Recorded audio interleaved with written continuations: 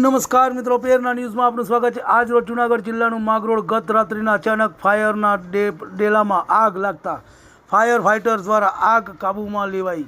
રાત્રિના 12 વાગ્યાની આસપાસ માગરોળ બંદર રોડ પર આવેલ ફાઇબર ગ્લાસના ડેલામાં ફાઇબરના લાફામાં આગ લાગતા માગરોળ બંદરના મહાકાય ગ્રુપના યુવાનો ફોન દ્વારા જાણ કરવામાં આવતા પૂર્વ શહેર ભાજપ પ્રમુખ હર્ષ મસાણી પોતે સ્થળ પર જઈ આગ કાબૂમાં લેવા પ્રયાસ કર્યો હતો, પણ આગ વિકરાળ બનતા માગરોળ પૂર્વ શહેર ભાજપ યુવા પ્રમુખ હર્ષ મસાણીએ ફોન કરી માગરોળ નગરપાલિકાના ફાયર બ્રિગેડને બોલાવી આગ પર કાબૂ મેળવ્યો।